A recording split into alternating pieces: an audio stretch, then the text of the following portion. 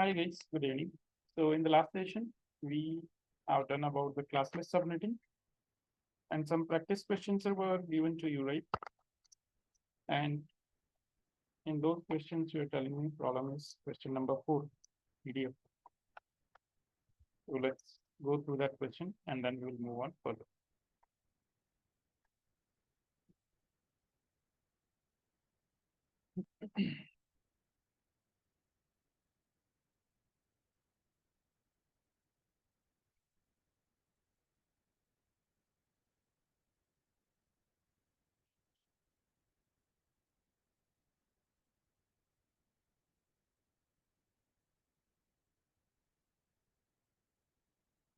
Okay, so first of all, question number 3, right?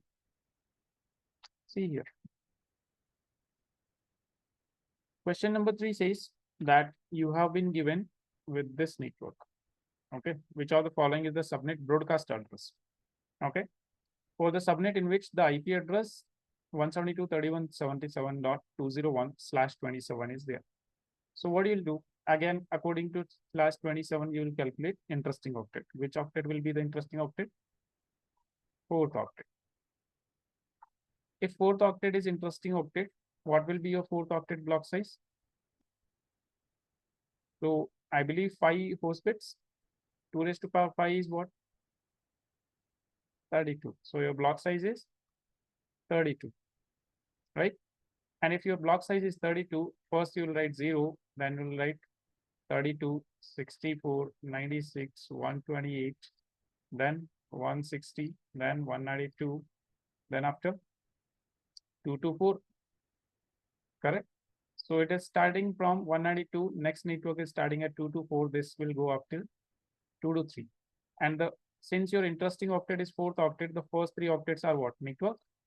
They will remain constant. So 172, 31, 77, these 3 things will remain constant. And broadcast address is what? Last address. It is your 223. What is the confusion? Why? 2 raised to power 5. How come 2 raised to power 6? See, total bits 32. 27 you have network. Host is what? 5 only, right? How come 6? 6 numbers. See here. 1, 2, 3, 4, 5, 6, 7, 8. 1, 2, 3, 4, 5, 6, 7, 8. 16. 1, 2, 3, 4, 5, 6, 7, 8. 24. 25, 26, 27.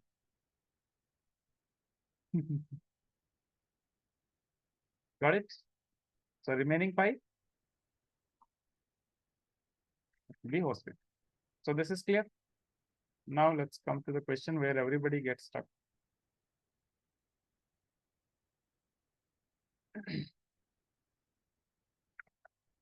Everybody tried this question, right?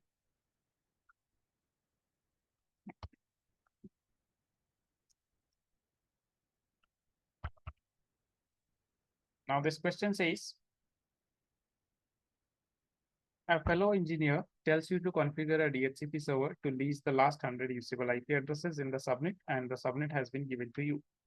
Okay, according to you, what is the answer?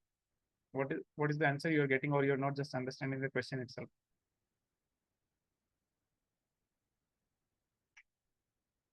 B. Okay. One answer we got, B. Anyone else? No? C. B, sir. B. No. Now see here. What is given to you? You have been given 10.1.4.0/23. Again, interesting octet will be octet number 3. How many host bits? In the third octet, how many host bits? Only 1. So third octet block size will be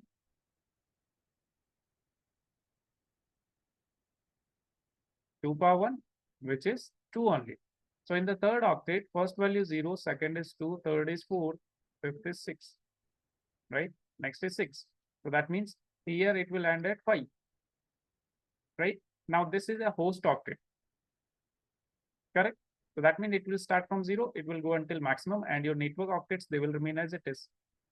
10.1.4.0 till 10.1.5.255. This is clear. Now, what is the condition? That you have to give what addresses? Last 100 usable IP addresses. So if I calculate my valid IP addresses, this will be what? From 10.1.4.1 till 10.1.5.254. These are my valid addresses. What I have to focus? Last 100. So last 100 means what? Dot 155 till 254. Which IP address is falling in this range? Now this is 4. Value has to be 5. So this is not there. This is not there. This is not there. This is not there. If you stick to the approach, answer is there. Correct? And if you saw, most of the question has answer C on. Right? But you don't have to go with the pattern that, okay, if 1 is C, 2 is C, everything is C. Yeah, that can be anything.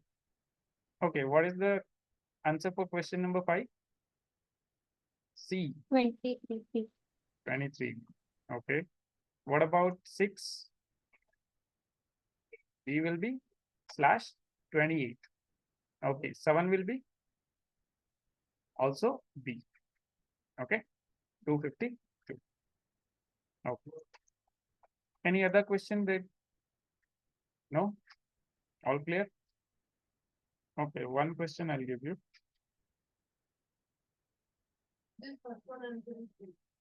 First answer is C. Yeah. /24. Asking about subnet ID. Subnet ID is nothing but your network ID. What is a subnet? Sub network. So basically network ID only we are asking, right?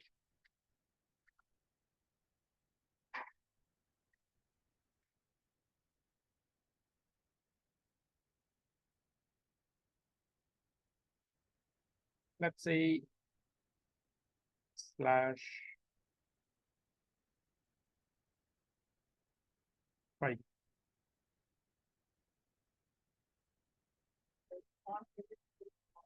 Okay, font size. Just give me a moment.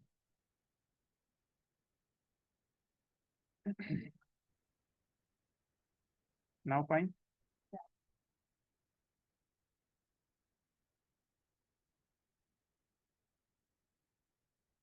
You have to tell me about network ID and you have to tell me about broadcast address.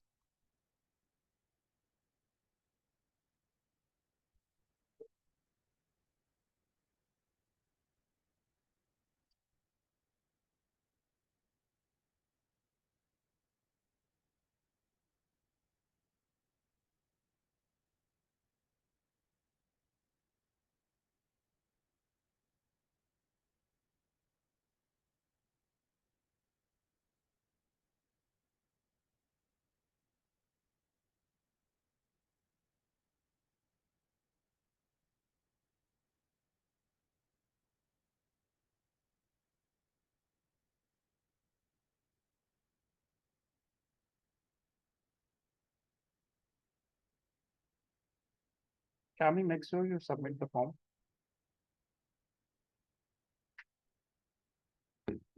Sir, I have submitted. Okay.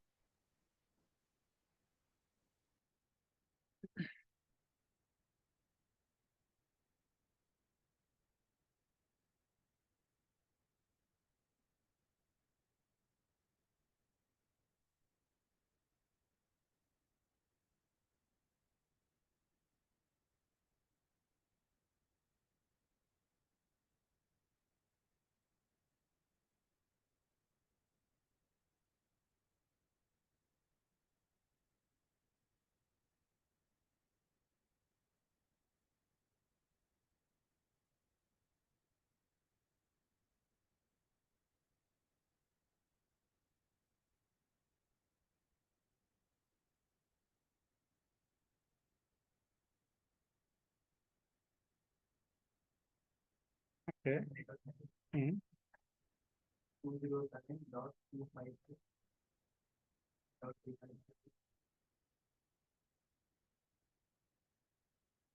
Yes, Rasmit.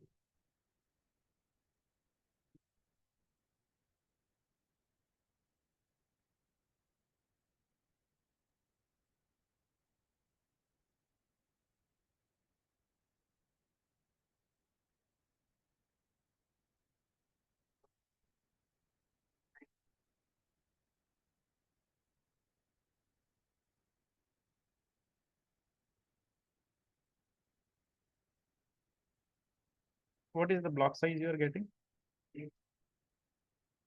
Is 200 getting divided by 8?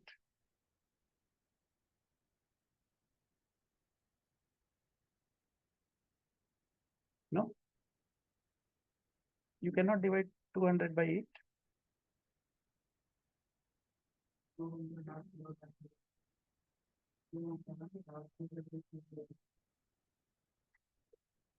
Good.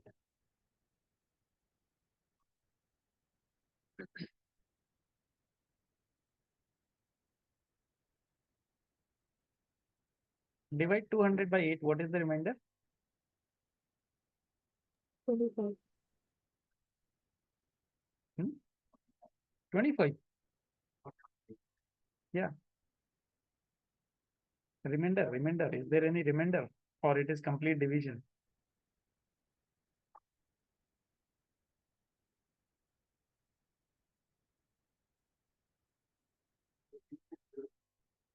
If 0, if it is 200 is getting completely divided, that means 200 can be a network ID.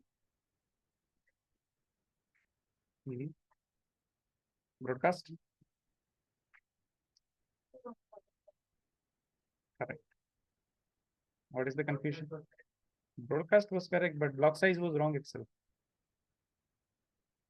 So here it will be 200.0.0.0 and 207.255.255.25. This is clear to everyone? Online people? Okay, same approach. First octet, your interesting octet. According to first octet, your block size will be what? 8. If your block size is 8, 0, 8, somewhere 80, 160, okay, then it will become 200, then 208. So starting 200 and going till 207. And post octets, these things you will start from 0 and go until maximum. And you'll get the answer, right? Focus on your block size. Sometimes 64, sometimes 16. Okay, so let's move on to the next part, which is about the FLSM, VLSM, and OSI model.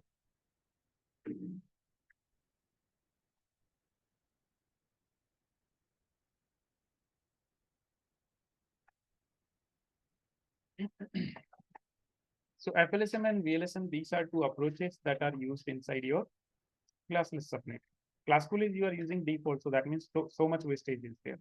Okay, so let's compare first classful and we'll see what is the wastage, and that wastage we'll compare with the other ones, which is classless, and in classless we will compare them with your FLSM and VLSM. So first of all, let me say classful.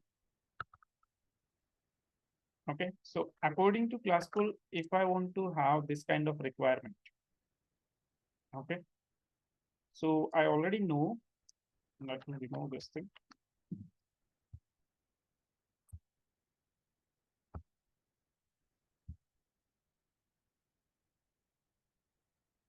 Okay, so this is the number of systems that are required. Okay, and according to classful approach, I already know that if I'm going with a class A, how many IP addresses I'll get? This many, or you can write 2 raised to power 24. Correct.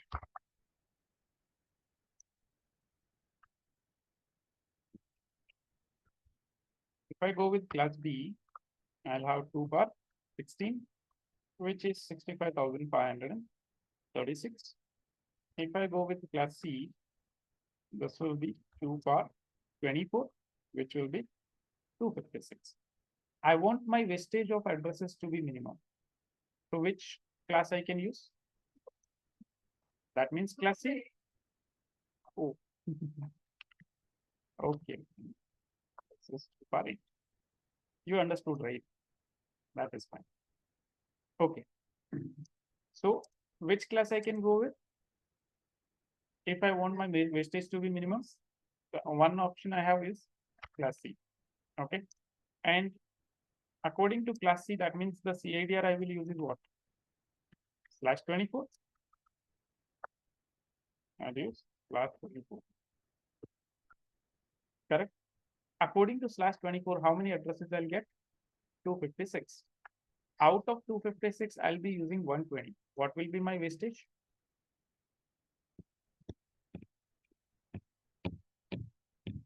Basic subtraction.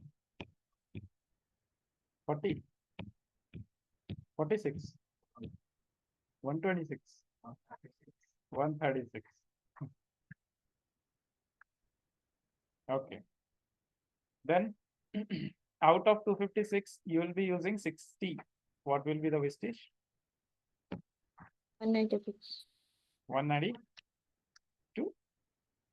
How come 2? You're subtracting 6 minus 0, 0. 6 minus 0 is what? 6. So it will be 196. Grade school, we are back again. Out of 256, we'll use 28. So how much?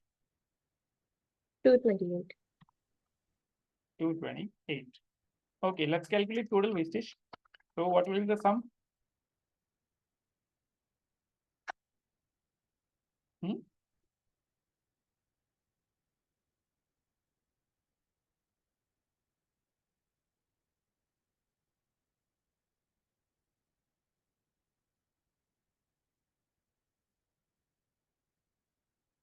Five,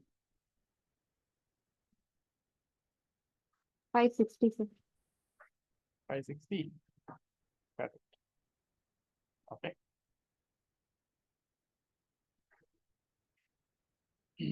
So this will be 560.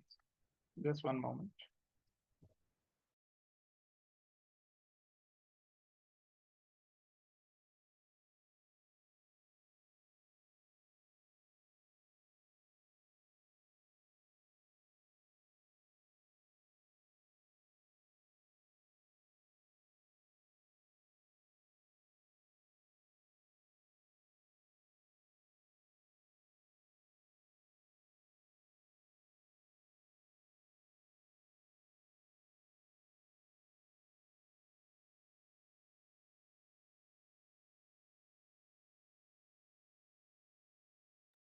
Okay. So total wastage is what? 560. Oh, this is what our total wastage.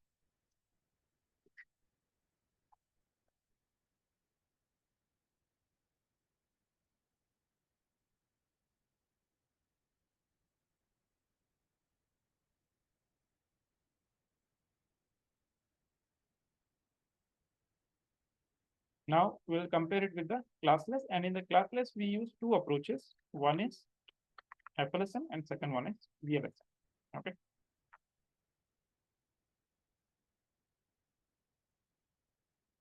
This is your, now let's talk about classless.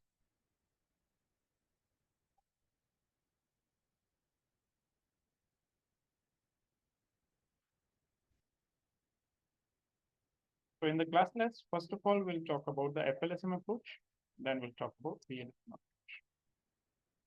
So first approach is what? Fixed length subnet mask.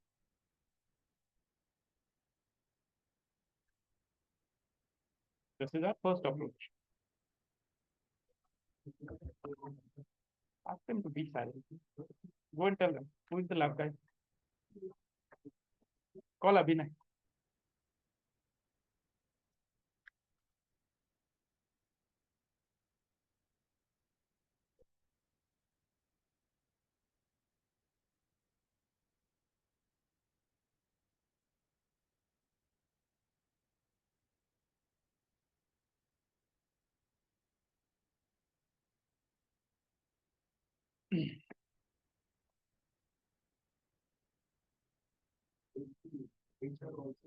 Hmm? Just a bit lower.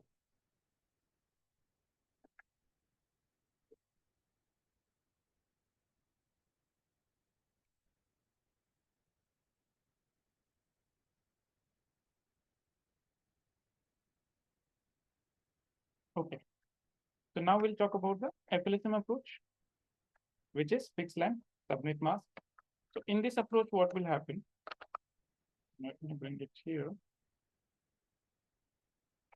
In the FLSM approach, you will look at the highest requirement, that in which department you have the highest requirement. So which department do we have the highest requirement?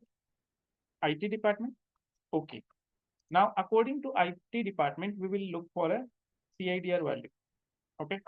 Now, we already know that if I'm using /24, I'll get the number of addresses 256.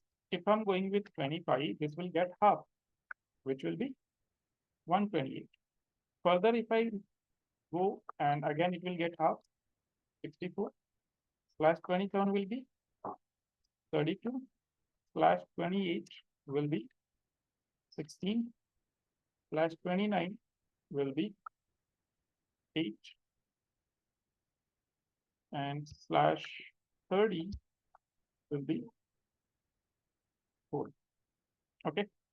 Now out of this, which will fill like which CIDR value will fulfill my IT requirement, my highest requirement? 25, because I want to keep the wastage also minimum, right? So this is my highest requirement. And according to this, I came to know that, okay, this is the CIDR value. Now what I'll do, I'll use the same CIDR in all the departments. Why? Because I am the network admin, and for me, it is easier to remember one CIDR value rather than remembering 3. I don't have to worry about, okay, in that department, what I'm using, in that department, what I'm using. I just use one, and now it's good to go, right? This is your FLSM approach. In FLSM approach, what will happen? We look at the highest requirement and the same CIDR value we use for all the departments. Here, what is our CIDR? 25. According to 25, how many? Sorry.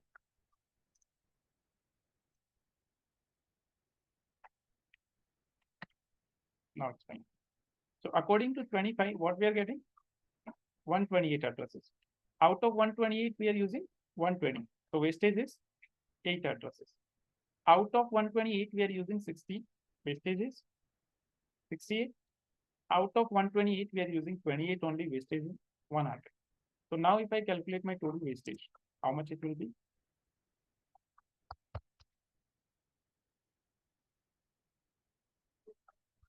176. So can you see how much I have reduced the wastage? From 560 addresses, now my wastage is only 176 addresses. And earlier, if I try to design here the ranges, IP range of these departments, so how they would look like? In the IT department, I would go something like, let's say 192.168 0.0 to 192.168 0.255. Why? Because I'm using 24. So entire range I have to use in one department only. Same way, if I'm going with the HR department, so this will use 192.168 1.0 to 1.255. And in the sales, 192.168 2.0 till 192.168 2.255. 3 different class C networks I had to use completely. Doesn't matter how many addresses I'm using. And this was the reason this much wastage was there. Correct?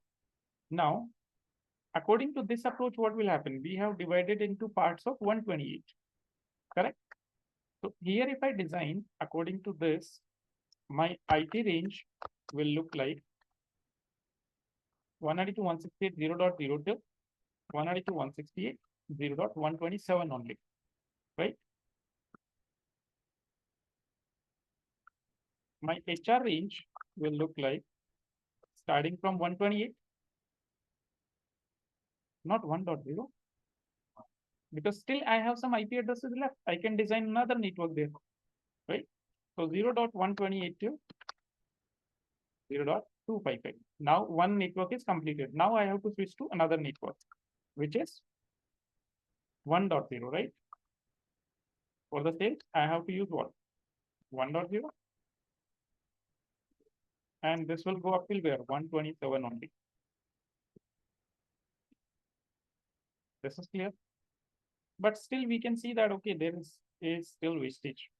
Okay, still addresses are getting wasted. And this is where your VLSM approach comes in picture. Okay. Now let's go for the VLSM approach. VLSM stands for variable length subnet mask. So here subnet mask is not fixed.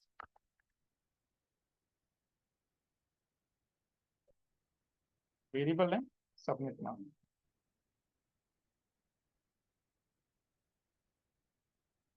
Okay.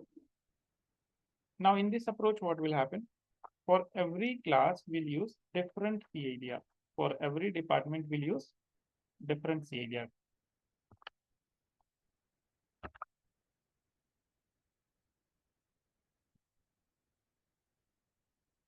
So again, we know that, okay, this thing is going to remain as it is.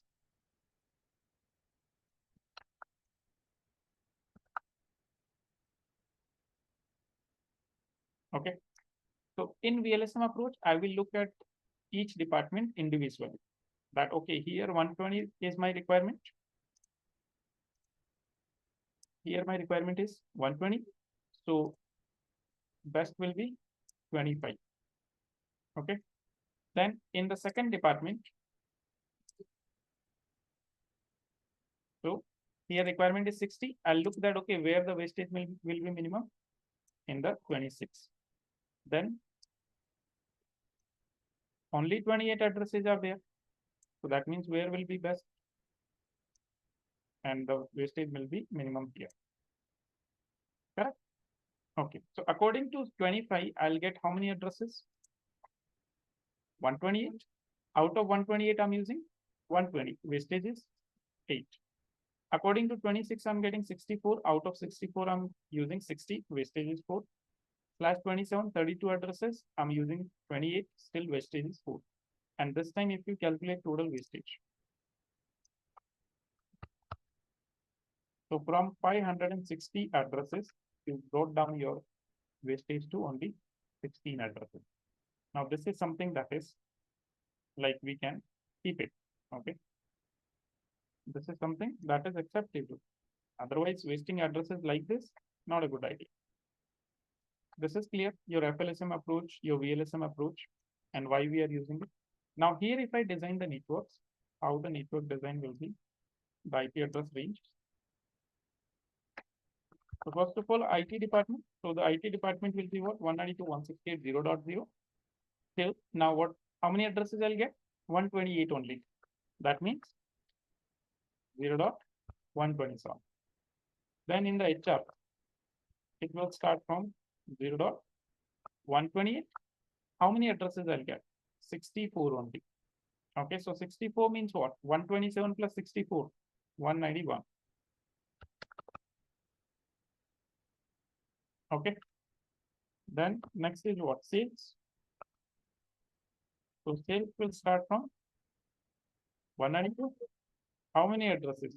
Only 32. So it will go until 223, not 4. 223. Is that clear? So this is how. And still you can see in one network itself, I have addresses left from 224 to 255. I can still accommodate one more network, which can have, 20, 30 systems. So this is how your subnetting can be used. Clear? Online people?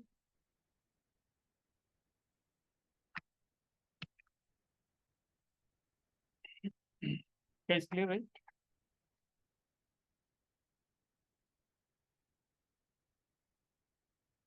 No response? Yes, sir. Okay. Now let's move on to the next part, which is about the OSI model. So what is the OSI model? set of documents in which OSI model is a set of documents in which certain protocols are defined. So why we need OSI model? I believe I have given an example to explain or not. I'm not sure because right now I'm taking so many CCNA batches, all mixed up. Reference model, why reference model?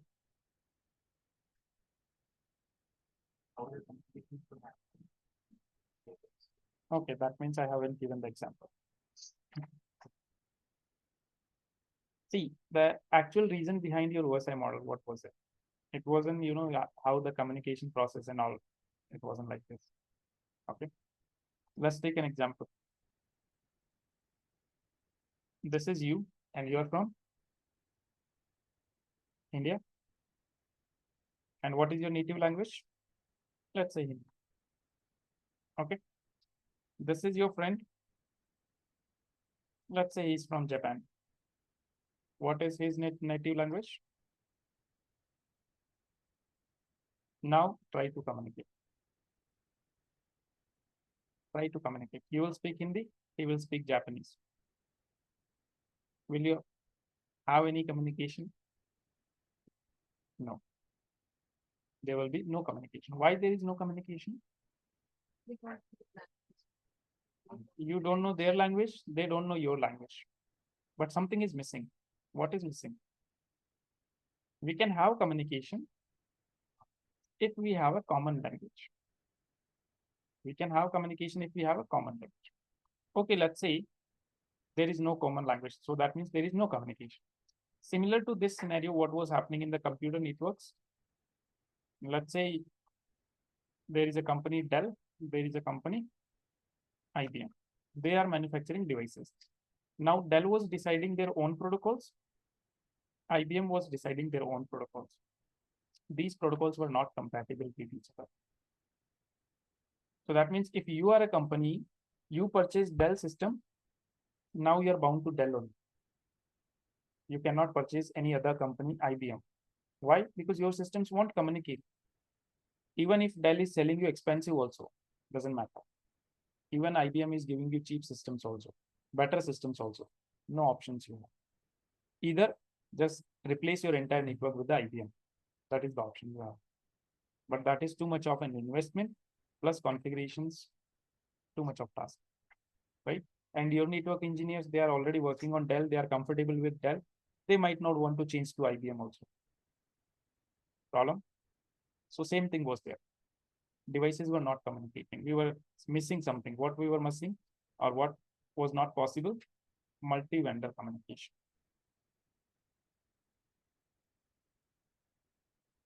Right? Now, imagine this scenario. You have a guy who knows both the languages. Japanese. So direct communication, not possible. What do you do? From here to here, from here to here. Okay. Let's say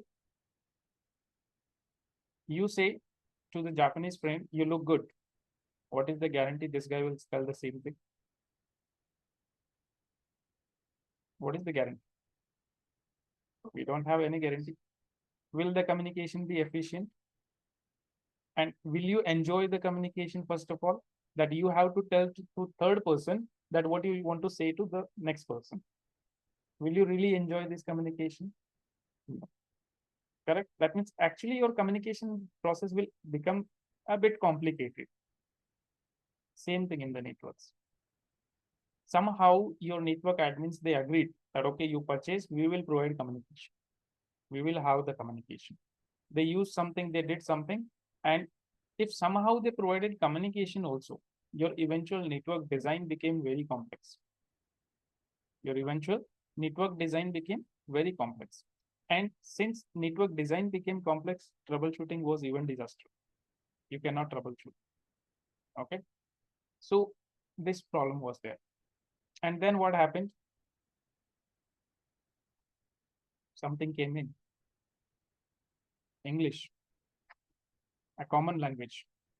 Everybody started speaking it. Now, doesn't matter you are in India, Japan, China, wherever you're going. As long as this common language is there, you will communicate, right? Direct communication you can have. Same way your OSI model came up. What was the OSI model's main motive? To bring standardization in your communication. Okay. Standardization in network communication. Now, how did they bring the standardization? The problem was where they were also having a language, but they were not having a common language. Same way, here also protocols were there. Here also they were having protocols, but there were no common protocols. And those common protocols were defined where? OSI model.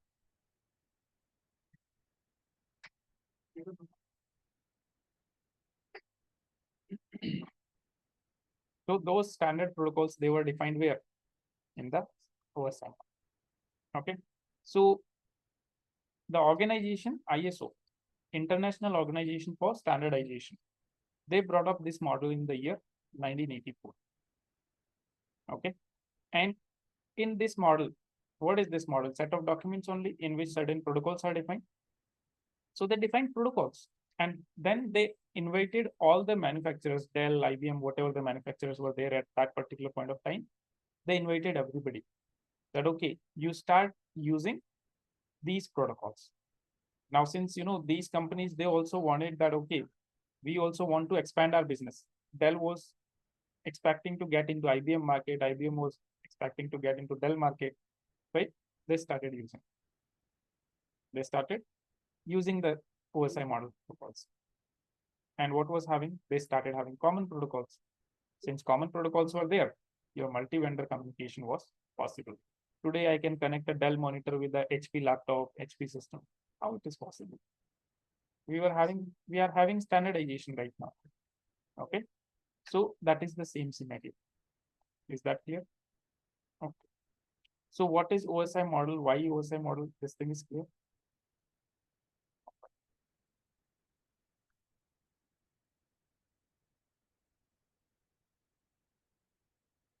And this is what most people tell when asking about OSI: open system, interconnection, and that's it. Full form, right? So your OSI stands for open system interconnection. It's a set of documents in which certain protocols are defined. And those protocols are what? Set of rules which are defining how the network devices will communicate with each other. Okay.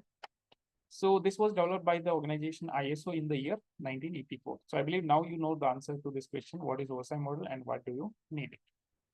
Okay. Now it is not like we are just having only one model. It's not like we are having just one model. We have OSI model. Before that, during the 1960s, for the Department of Defense, when the networks were designed, this model was there. Then in the 1984, your OSI came up. Then in the year 2000, TCP/IP updated model came up. So around the year 1990s, okay, around the year 1990s, what was happening?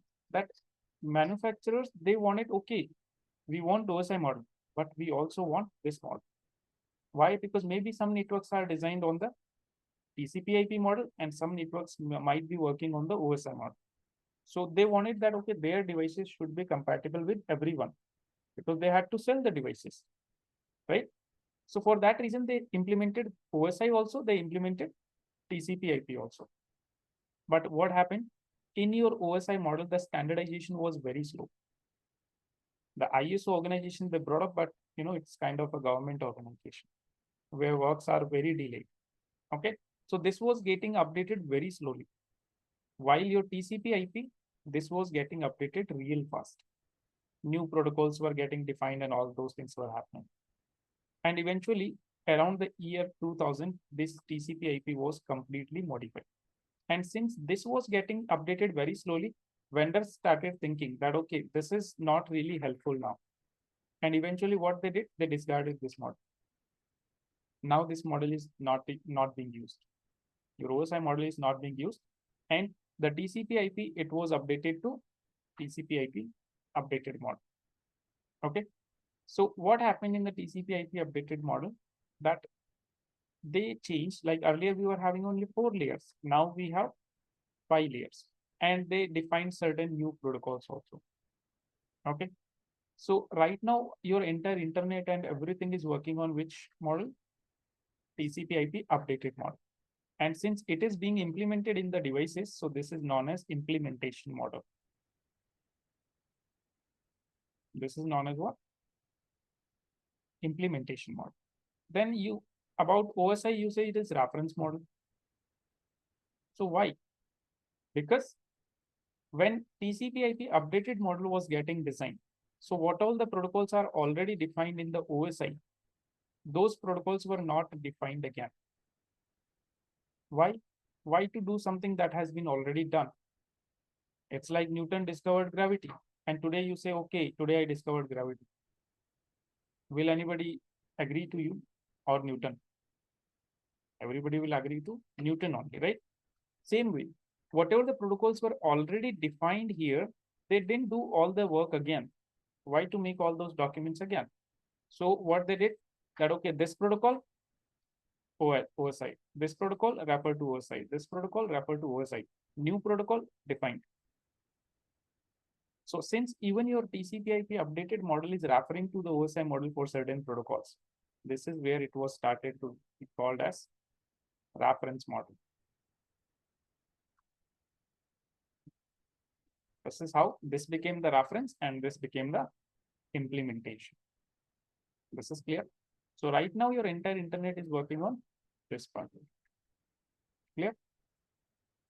And we don't have very major differences other than the new protocols. We don't have very major difference. One major difference is there, which is that these 3 layers, these are combined into one layer, which is application. Why like that? Because again, the task of all these 3 layers is done by one single application software itself. So if one application is doing all the tasks, why to have 3 layers? So they made it one layer. But for understanding purpose, OSI is still the good one. You can understand OSI and you can combine the effects of these 3 layers and you are getting good to go with the TCP/IP updating model. Is that clear? Okay. Now let's talk about your OSI model. So in OSI model, what happens that your entire network communication process is broken down into 7 layers. And the numbering of these layers is from bottom to up. Okay. So layer 1, physical layer. Layer 2, layer 3, network. Layer 4, transport, session, presentation, and application. The upper 3 layers, we call them as a software layer. Why? Because the task is done by application software. Bottom 3 layers, hardware layers. We use hardware devices like cable, hub, switch, router. And this layer, we already know why it is known as heart of OSI. Okay, not in this batch again. Okay. So this is known as heart of OSI. Why? Because it is responsible for end-to-end communication. This is responsible for end-to-end communication. And here we are using 2 important protocols of communication, which is TCP and UDP. Okay. So we'll discuss about TCP and UDP also in detail, which is for tomorrow. Okay. And this is your task also, that you will check about TCP and UDP today. TCP header, UDP header. Okay.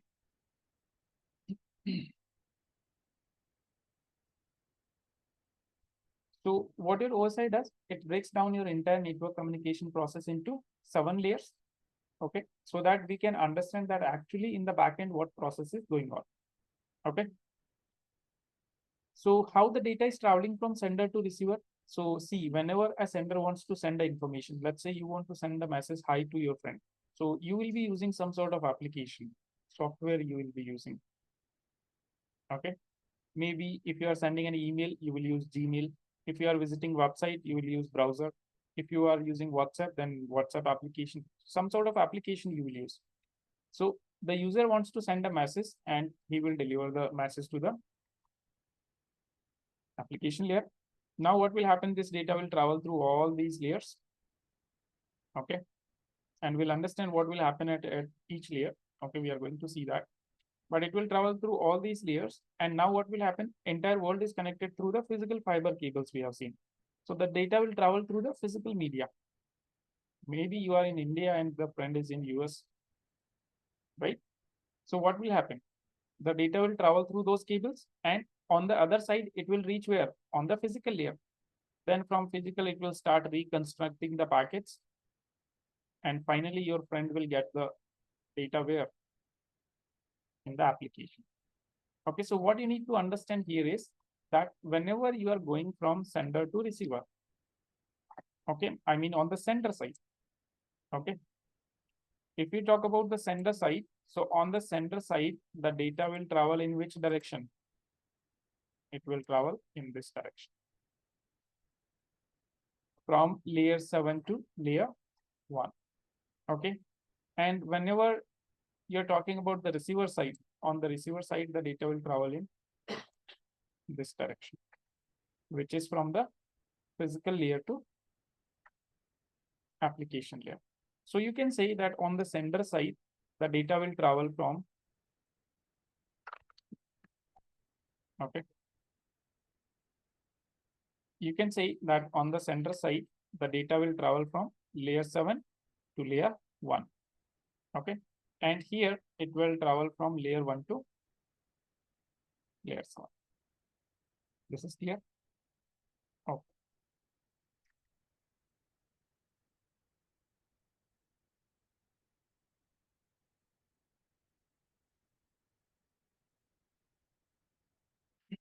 Now, one by one, we'll understand that, okay, what is happening at each layer. So first of all, we have what? Application layer. So what is the application layer? Right now, I said that, okay, whenever you want to initiate a communication, you will give your input to the application. So maybe you are using a web browser, maybe you are using an email client, WhatsApp, whatever you're using. So you have to know that, first of all, the application layer, this is the only layer that will directly interact with the data from the user. Whatever the data user will give and whatever the output user will get, it will happen from the application only. Okay. So you can say this is the only layer that directly interacts with the data from the user. And it is responsible for providing what? It is responsible for providing user interface to the user. Okay, so that user can initiate the communication. Imagine you don't have web browser in your laptop or mobile phone. Will you be able to access internet? No, you cannot access. Same way, this application layer is responsible for providing what? User interface. But again, when I say that, okay, you are using web browsers, you are using email clients, so these are not the application layer.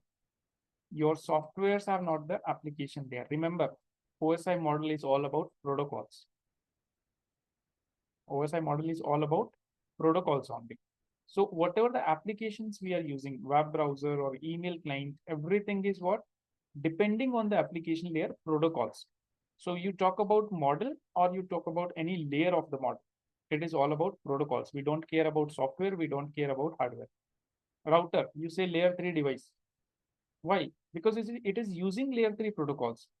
That is why we call it a layer 3 device. Otherwise, layer 3 is what? Just the protocol only, not the device. Is that clear? Okay. So what you can say here is, let me open the page.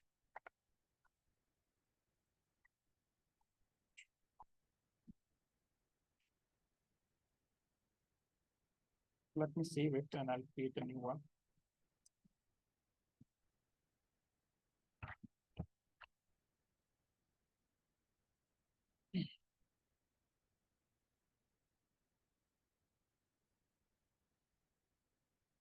Batch number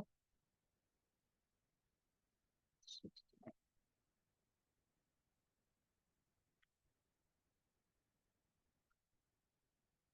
Are you checking these or not? Helpful? Then it's fine.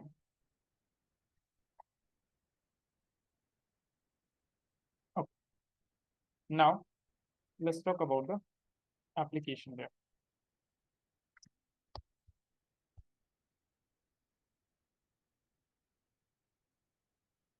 So about application layer, what you can say is it is the only layer. Font size is okay? Yes or no? It is the only layer. Sorry. Fine. It is the only layer that directly interacts with the data from the user. Okay, second thing, user uses software applications to, okay, let's say software applications like web browser and email clients to initiate communication.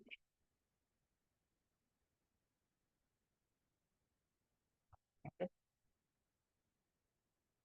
These software applications are itself not application.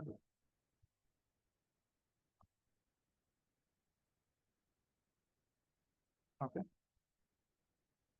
They depend on application layer protocols to initiate communication. Okay. And also here you can say this layer is responsible for providing user interface to the user. Okay. Now here you can take example of certain protocols. Okay, you can take example of certain protocols. So like I can say here, example, you can talk about FTP, you can talk about SMTP, you can talk about STDP, you can talk about Telnet or SSH, certain protocols are there. Your FTP is used for file transfer. Okay, so that's it.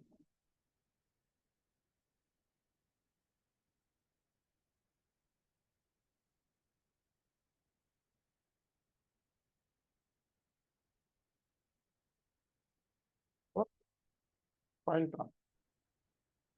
Okay, and this protocol uses port number 20 TCP and 21 TCP. Then you have why it is used to exchange email. Okay, and this protocol uses 4 port numbers. That is your task, you have to check. This protocol uses 4 port numbers. So you have to check what are those 4 port numbers. STDP and also sometimes STDPS, you can not sometimes, I mean STDP and STDPS, these are used for web browsing.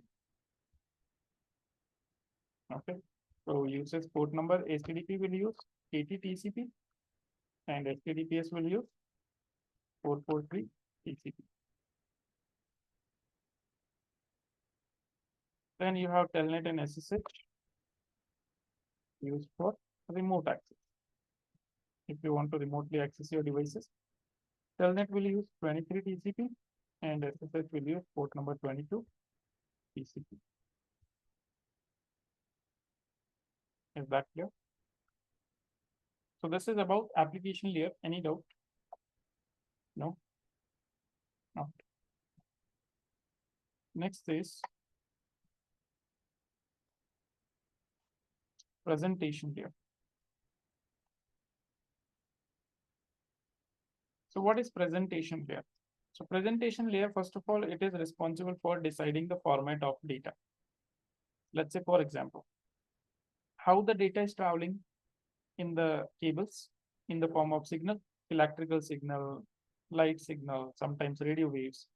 So do you think if you are downloading a song, that song is just traveling like this? No, right? Not traveling. Then what is traveling? Bits. Actually, your bits are traveling in the form of signal. So how do you get, let's say you download MP3 and you get MP3, but in between the form is not MP3. So how do you get it? Because of the presentation layer. This is the layer that is responsible for deciding the format of your data. Okay. So you can say this layer what? Decide the format of the data. Okay, like whether the data will be JPEG or PNG or MP4, whatever your format is. Then other than that, it will do the translation. Now translation also you can understand machine readable to like human readable to binary, binary to human readable. All those translations will also be done by your presentation there. Compression. What is compression?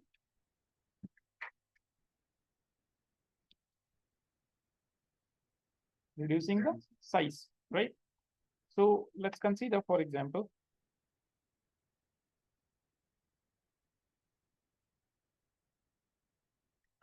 that you have two systems.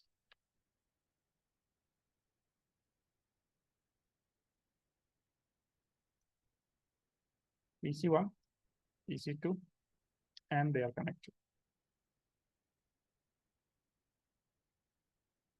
And this is your PC1, PC2. The length between them is 100 Mbps. Okay, the length between them is 100 Mbps. So if I ask you in 1 second how much data I can transfer,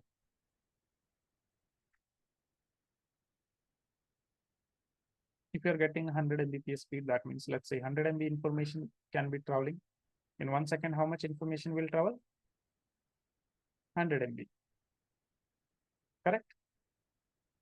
That means from source to destination, how much data will be transferred? 100 MB. Now what? This 100 MB data, I will reduce the speed size of this data. Okay.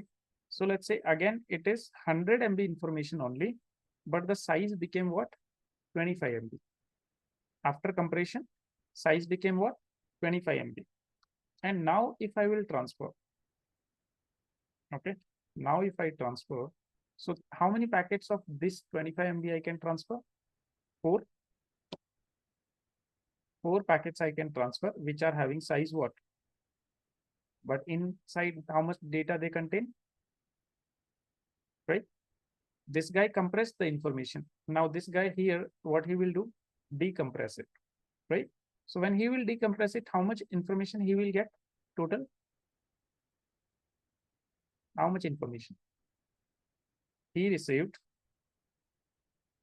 100 MB information in the form of 25. So how many packets he received? Four. So these are the four boxes he received. In each box, 100 kg is there, right? 100 MB information is there. And this is what? 25 MB.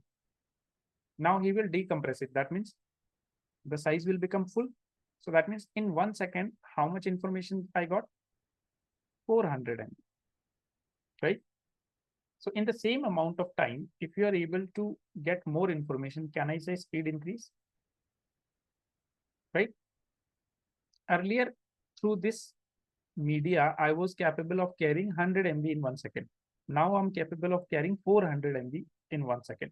Can I say my efficiency increased? Earlier, I was carrying 100 MB information only. Now I'm carrying 400 MB information. So that means my efficiency also increased. So the compression is helpful in what? It is helping in increasing the speed and efficiency of your communication. Okay. This is how it is. Got it? So your compression helps you to increase the speed and efficiency of. And then encryption and decryption. So let's say you are communicating over a secure connection. So sender side will encrypt the data, receiver side will decrypt the data. That is the task of your presentation here. Clear? Any doubt? Online people?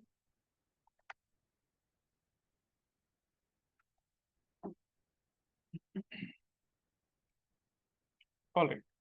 So next is what? Session layer. Now, session layer is responsible for establishing a session. This is not the TCP session, okay? So it is responsible for session. Now, what is the session?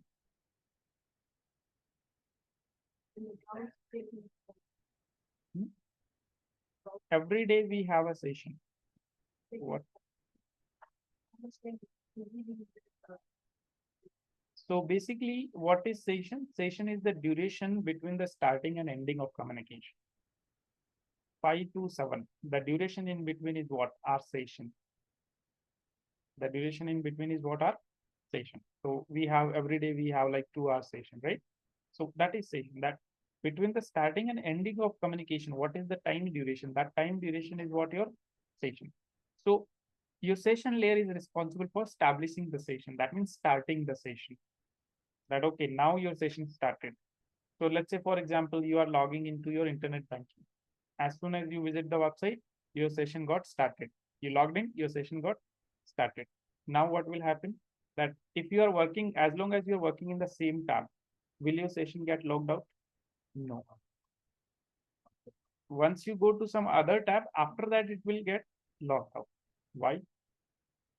Because your session layer is the layer which is responsible for your establishing the session, maintaining the session, and terminating the session. Okay. So session layer, it will establish the session as long as the communication is going on, data transfer is going on. What will happen? The session will be maintained. And as soon as the data transfer is complete, you switch to other tab. That means you're done on that tab. After some time, what will happen? Session will be terminated. You go back to the tab, your session is logged out. Right? So all those responsibilities are whose responsibility? Session layer. Is that clear? Authentication. What is authentication? Verification of the user. You have to provide their usernames and passwords, right? So what is that? That is your authentication, verifying that you are the correct user. Authorization. That means authorization means you are the person you logged in. Now authorization. So authorization is basically, you can say, defining the level of access. That how much access you have. What are the actions you can do? What are the actions you cannot do? Applying policies, restrictions. That is what your authorization. That you are authorized to do this, you're not authorized to do this. For example, you log into your internet banking account, right? What you're able to do, you're able to apply for loans, you are able to apply for credit cards, debit cards, you're able to transfer funds. Are you able to change your name? No. Your mobile number? No. Your date of birth? No. Account balance? How? I can log in and I can change. No. Otherwise, everybody will be billionaire, right? Correct? Not able to change. We don't have all those authorities. Let's say, for example, you did a wrong transaction. Can you revert it? Why? We are not authorized to do it. But if you call the bank, those guys are able to do it. Why? Because they have the access. So that is the authorization. That what actions after login. Okay, once the user got login, after that, what the user can do and the user cannot do. That is what your authorization is. Okay. This is clear. Other than this, your session layer has one more task. Okay. Your session layer is responsible for putting checkpoints on the data. Let's say, for example, you are transferring 100 MB information. So what your session layer will do, for an example, consider at every 5 MB, your session layer will put checkpoints. Okay, that means it will record every 5 MB that, okay, 5 MB transferred, 10 MB transferred, 15 transferred, 20 transferred, like this. And let's say after transferring 51 MB information, your connection got dropped, your session got terminated. Now what will happen? When you reestablish or resume your session layer will see that, okay, the checkpoint for 50 MB was passed, but the checkpoint for 55 MB was not passed because data was only 51 MB. Now session layer will do what? It will start back from 50 MB because session layer is sure 50 MB data is definitely transferred, but the 55 is not transferred. So from 50 MB it will start, and how much data will be retransferred? 1 MB only because 51 MB it was. But if your session layer does not put checkpoints, what will happen? It will start from 0 because no tracking mechanism. Now imagine you are downloading something. On certain websites, you see that, okay, you will pause, you will start, it will start from the same place. But on certain websites, what happens? It will automatically start from 0 only. Why? Because no tracking. Clear? This is your session there. Clear? Any doubts? No? Next is what? Transport layer. So what is the transport layer? Heart of OSI, right? Which is responsible for your end-to-end communication, and it has certain tasks also. What are the tasks? Segmentation, flow control, error control, and connectionless transmission. But the thing is, this is not the task of your transport layer.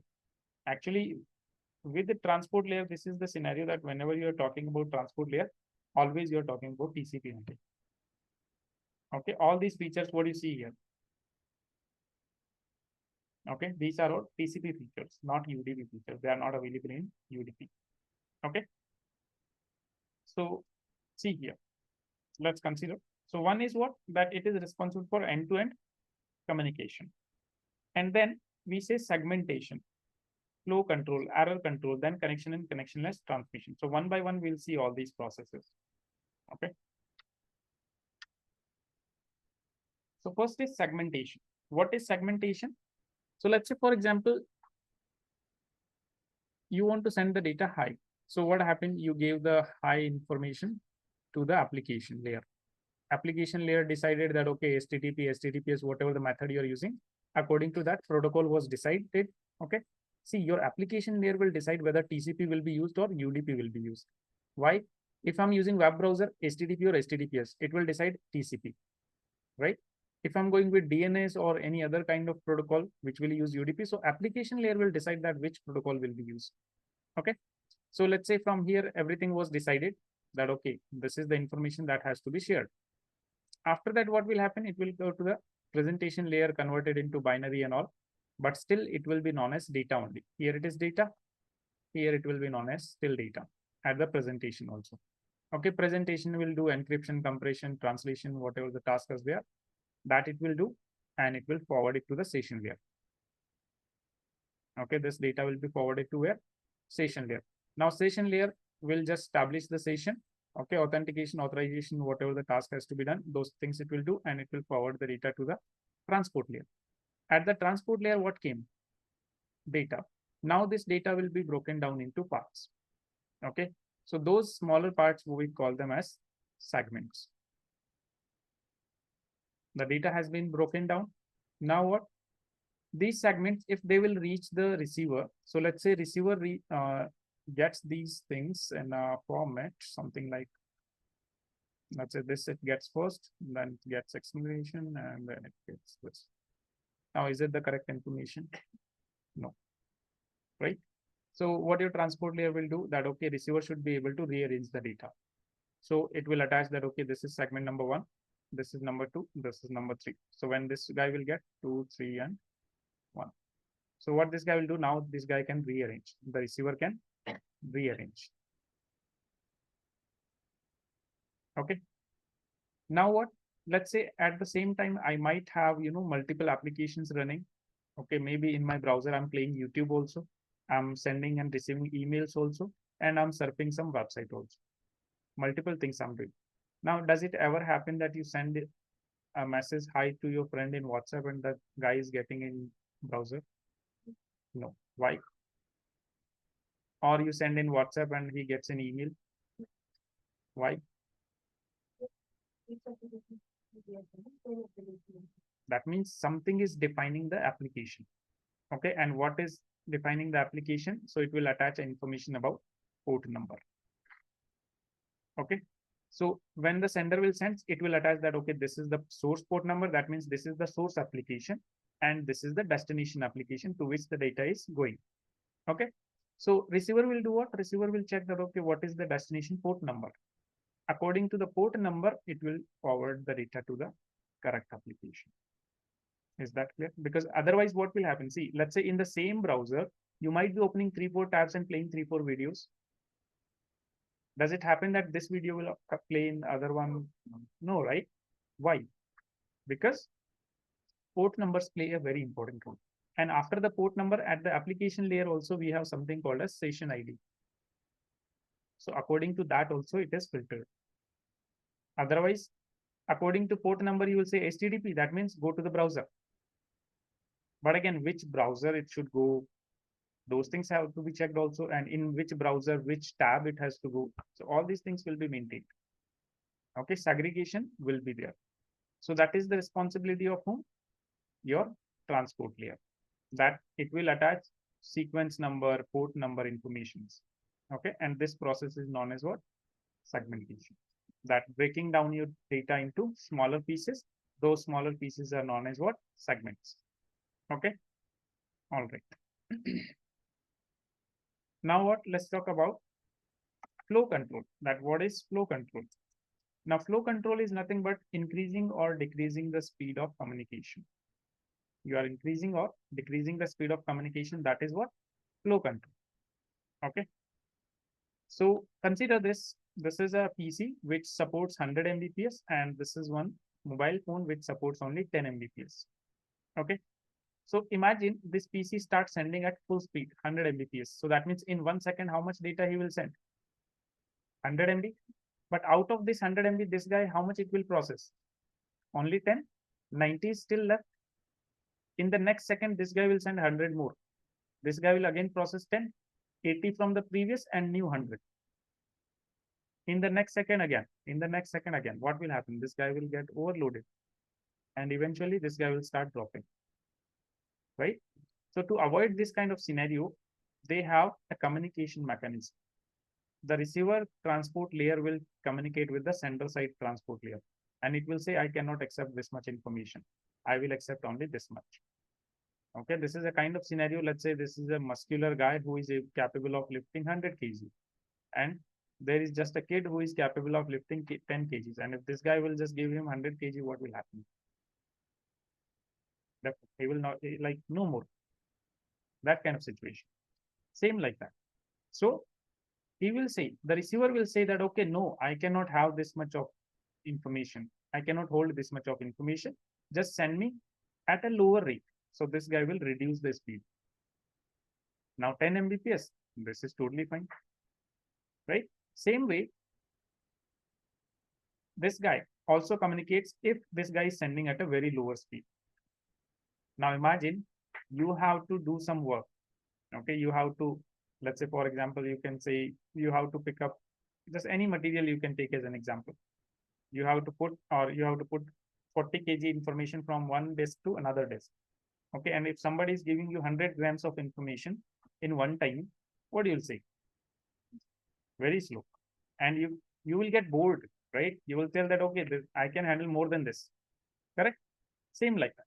If the sender is sending at a very lower speed, so again, receiver will talk to the sender that, okay, I can handle more information. Please increase the speed of communication. Sender will increase the speed of communication. So like this, increasing and decreasing the speed of communication, this is what your flow control is.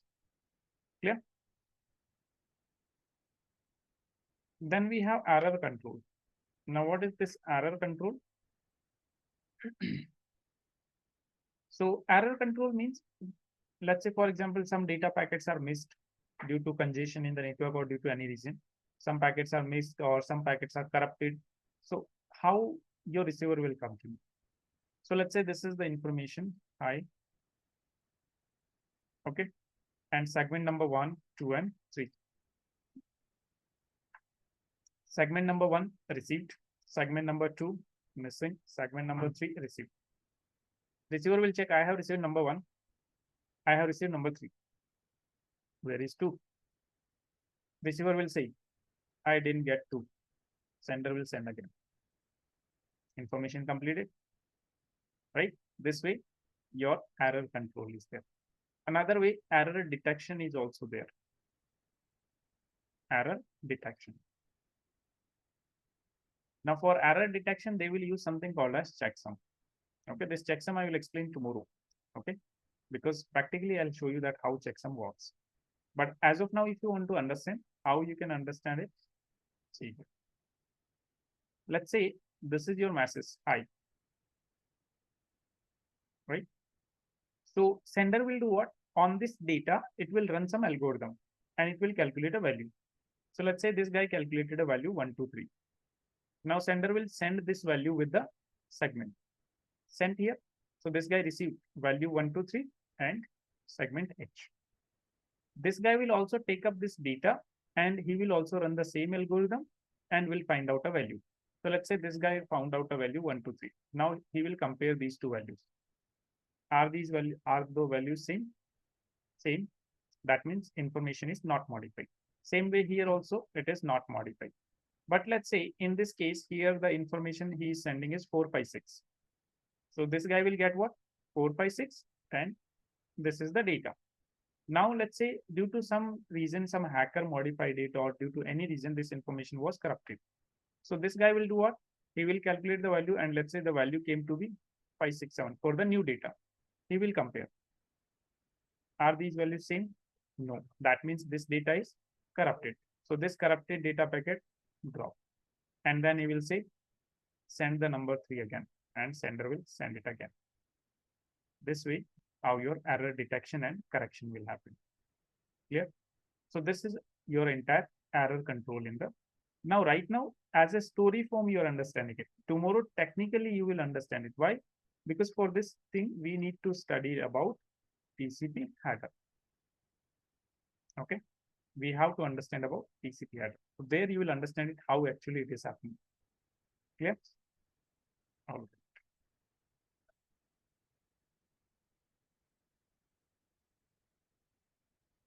Then we have connection and connectionless transmission. Okay, so your TCP is a protocol that will always check for a connection. First, it will check for a connection. If the connection is there, in that case, only your data will be transferred. Otherwise, there will be no data transfer. Okay, so that is the reason that your TCP is known as what? It is known as connection oriented protocol. Because first of all, it will give high priority to connection. Connection is there, transfer the data. Connection is not there, do not transfer the data. Okay. And UDP is what? It is connectionless protocol. Why? Because it is not checking for connection. Okay. And in TCP, we have certain different mechanisms, segmentation, we have flow control, we have error control. These many processes are there. And due to all these reasons, your TCP is comparatively slow, but it has a guarantee that your data will reach the destination. In UDP, there is no guarantee. Okay. So here there's an example. This guy is trying to be a rocket. There is no guarantee he will reach his destination, might end up in hospital also. Right? Why? Because he is going too fast. And if he is not able to stop on time, he will end up in hospital. And see this guy here. He is just walking. Reliable, right? So this is how it is. So TCP is relatively slow, but we have a guarantee that okay, data will reach the destination. Might be little late, might be slower, but guarantee is there. But here there is no guarantee. So which one would you prefer? Definitely TCP. And even in our day-to-day communication also, we prefer TCP. How? Let's say you are calling your friend. What is the first thing you'll say? As soon as you call somebody, what do you say? The first word that you say, hello. And what the next person will say? In most cases, they will also say hello. Why? You are confirming each other that you have a connection. You are listening to each other, right? Now, this doesn't mean that we are not using UDP. UDP is also being used. Okay. Why? Because sometimes we prefer speed also. Sometimes we prefer speed over accuracy of the information. That time what? That time UDP will be used. So all the live streaming, your entire live streaming, you're watching live cricket, live TV, or right now live Zoom, right? So even this is happening over what? UDP only. See here, you can capture the packets using Wireshark.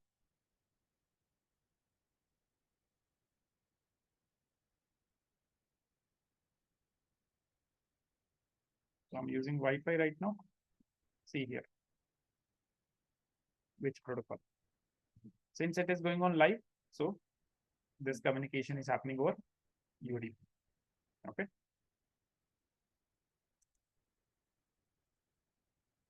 Clear? Then we have your network layer. Now your network layer, just remember about router. What is the router doing? Same thing your network layer is doing, because eventually protocol is there. Okay. So you can say network layer is responsible for providing communication between different network. Network layer is responsible for finding the best physical path for data transmission. Okay. And your network layer makes use of what? Logical addressing, which is IP addressing to identify your source and destination. So all these are tasks of what? Your network layer. So we all know about your router. So the same thing you can write about it. Okay. So your path determination or routing, this is the same thing. Finding the best physical path for data transmission. So about network layer, three things you can say. One is, first of all, it is responsible for finding the best physical path for data transmission. It is responsible for providing communication between different networks, and it makes use of logical addressing to identify your source and destination. Is that clear? Now, between the network layer and your data link layer, we don't have much difference. Between router and switch, what is the bigger difference? Router will give you communication in two networks, and switch will give you in one network, right? So similar thing we can see here. Okay, before that, so we got segment. In case of your transport layer, we had what? Segment. In transport layer, we had segment. So like this was your segment, and after that here, sequence number, port number, that information was attached. So this was what? This was your segment. Now on this segment, your network layer will use what? Logical addressing to identify the source and destination. So it will attach information, source IP and destination IP. And this entity will be known as what? Your packet. This will be known as what?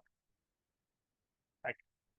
And any information that you're attaching in front of the packet, that is known as header. This is known as what? Header. Clear? Okay. Now, next thing is what? Your data link layer. Next thing is about your data link layer. So what your data link layer does? Provides communication within the same network, correct? And makes use of which address? Physical address, you can say, which is your MAC address. Okay. So your data link layer will direct the frame to correct destination based on the destination MAC address. Okay. And what is framing? Framing is taking the packet and creating frames. The process of creating frames from packets is known as framing. So what do a frame look like? So see here, this is your packet, right? Let me just say this is what your packet is. Now, in this packet, what your data link layer will do, let's say this is your packet, in which sequence number, port number information is there, source IP, destination IP is there. This is your packet. Now, your data link layer, what it is going to do, it will attach something in beginning and something in the end. Okay. So it is using what?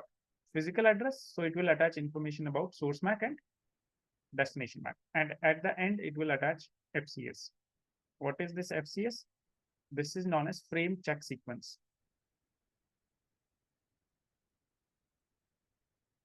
And this is nothing but a checksum only, just for error detection, same like in the transport layer. Okay. Calculating, running an algorithm, calculating a value, putting in the FCS. Now receiver will also calculate and verify whether it is same or different. Okay. Now, like I said, the information that you attach in front, it is known as what? And the information you attach in end, it is known as trailer. Not the movie trailer. This is known as trailer.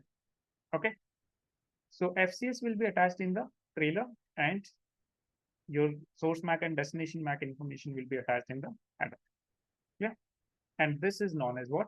Frame. This is your frame. Is it clear? Any doubt? Now this frame will go to the physical layer. So already it is in the form of bits. Already it is in the form of binary bits. So those bits at the physical layer, they will be converted into your media. Okay, whatever the media. So if you are using, copper cables, if you are using copper, so they will be converted into electric signals. If you are using fiber, they will be converted into light signals. If you are using wireless, then they will be converted into radio waves. So in the relevant signals, it will be converted and then it will be loaded onto the media. Now through the physical layer, the data will travel on the other side. This is clear. Now let's see everything in one go.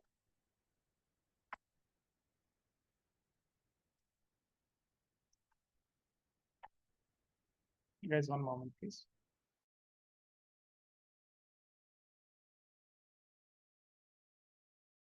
Guys, give me 5 minutes. I'll be back.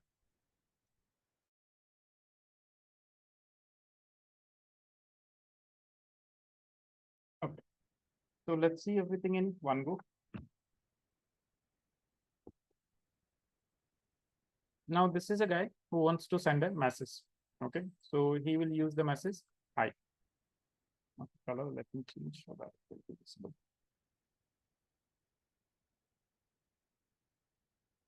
He wants to send a message hi. He will give it to the application layer, will decide whatever the session ID and which protocol, HTTP, HTTPS, all those things it will decide. We'll give it to the presentation layer. Presentation layer will decide the format, translation, compression, encryption, all those things it will do. Data will come at the session layer. Session layer will do what? Session layer will establish the session and will maintain it as long as the data transfer is going on. Okay. Now, from session layer, the data will come at where? Transport layer. At transport layer, the data came in this form. And here with the data, sequence number and port number information will be attached. And this thing will be known as what? Your segment. This segment came where?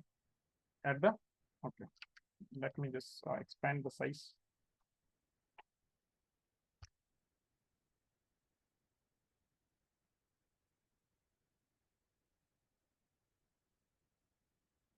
Okay. The segment came. First of all, segment. In the segment, sequence number and port number information is attached. And this thing we call it as a segment. And this segment was given to the network layer. Network layer will attach what? Source IP and destination IP information. And this entire thing will be known as packet. This packet will come at the data link layer. Data link layer will attach FCS, source MAC and destination MAC information. And this entire thing will be known as frame. This frame, it is already in the bits. It will be converted into the signals and it will be loaded onto the relevant media depending on what you're using. Okay. After that, these signals will go on the receiver side. Signals will be received at the physical layer, converted back to bits. And these bits will be given to the data link layer. Now, data link layer will check whether the frame is corrupted or not and whether the frame is for correct destination or not, right? That means receiver will check, is the frame available for me? Is it for me? If it is for me, I will accept. Otherwise, I will discard, right? So if everything is okay, it will remove this information, whatever the sender side attached. So what is left? Packet. This packet will be sent to whom? Network layer. Network layer will check the destination IP also. That is it for me. If it is for me, I will accept and I will remove this information. So whatever the sender side will attach, receiver side will remove it. Once removed, what is left? Segment will be given to whom? Transport layer. Now transport layer will do what? Store all the segments in the buffer. Then according to sequence number, it will rearrange in the correct sequence. And based on the port number, this will be delivered to the correct application and your friend will get the message. Right. And this is the entire communication process that will be happening. Clear? Any doubt? So this is your OSI model.